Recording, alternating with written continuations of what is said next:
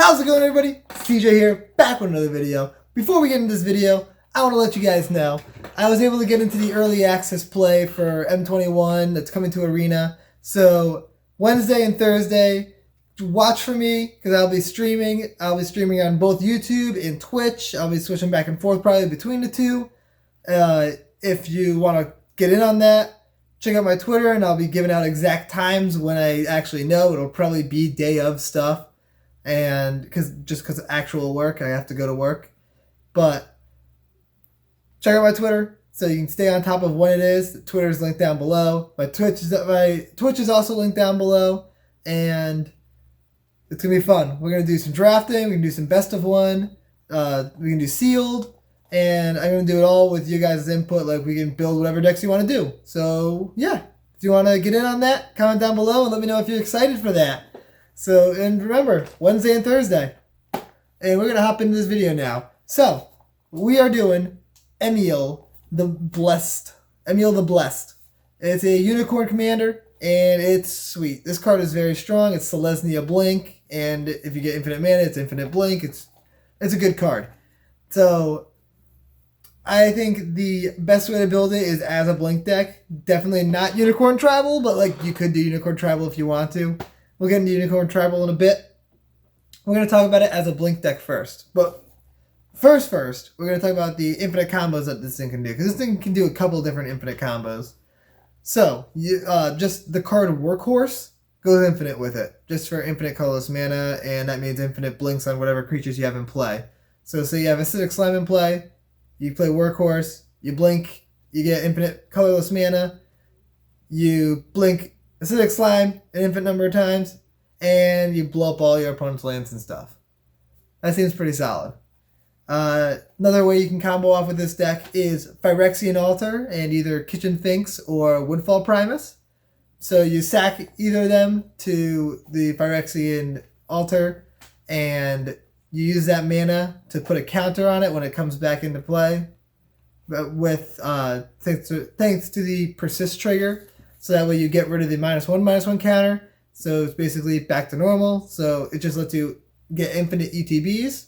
So with Kitchen Finks, it's infinite life. With Woodfall Primus, you can blow up all the permanents. All the non-creature permanents.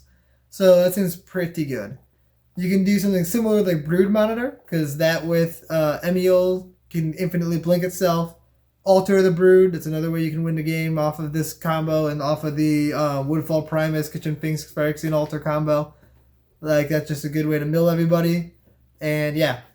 So, those are a couple of ways you can just infinitely win the game. All those cards should probably be auto includes when you're building this deck. Even if you're building Unicorn Tribal.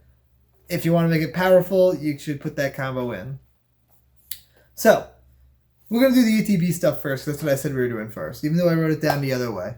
ETB stuff. So, like I mentioned already, Acidic Slime. Great card in the deck. I'm just going to be naming a few key cards I think should be in every single Emiel deck if you're building it based around ETBs. So Acidic Slime seems very good. Wall of Omens and Wall of Blossoms, being able to draw cards when you need to, seems very good. Wood Elves is a good ramp card. Same thing with like Farhaven Elf and Springbloom Druid. All those seem solid in this deck. Same thing with Solemn Simulacrum. Woodland Bellower. It's a good card. We got Thalia's Lancer, so you can go and fetch out any legendary that you have in the deck. You fill the deck with a bunch of legendary cards with ETBs, so that way you can flicker them over and over and over again. You can do Regal Caracal, because making a lot of cats and they all have lifelink. It's a good amount of chump blockers, give you while you're gaining life with them. It seems pretty solid. Manglehorn, being able to blow up artifacts and making your opponent's artifacts enter tapped. Always strong. Knight of Autumn, it's just a lot of utility. It can do a lot of different things, and it should be an auto include. Kogla, a good creature removal card that also lets you bounce other creatures that you have, just in case you need to. Like if you have any good human creatures, you can bounce them and replay them for their ETB. Oh my goodness, my throat. Knight of the White Orchid, good ramp card. Avenger Zendikar, because you're gonna be able to get a lot of ETBs, you can make a lot of tokens. This also goes infinite with like Phyrexian Altar if you have more than 3 lands, just because enters, makes a bunch of tokens, Sack those tokens to the altar. You can make infinite mana this way, and you can make infinite Saprolings this way.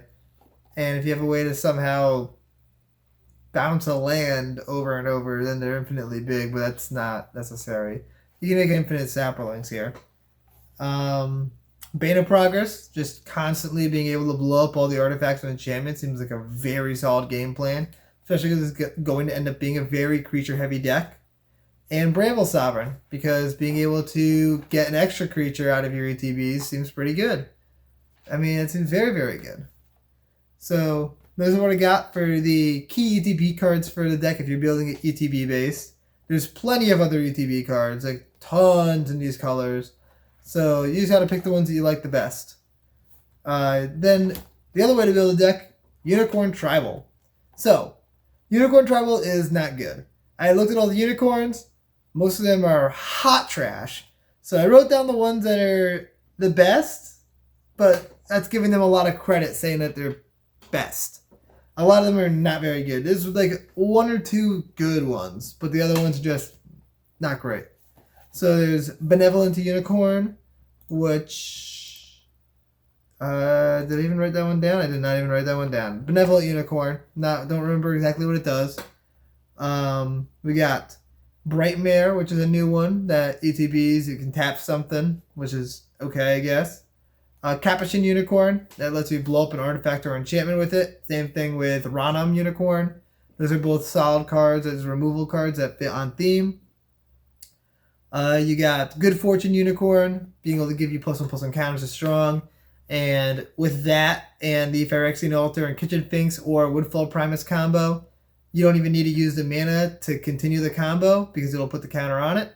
So you can actually make infinite mana that way too, which seems way better.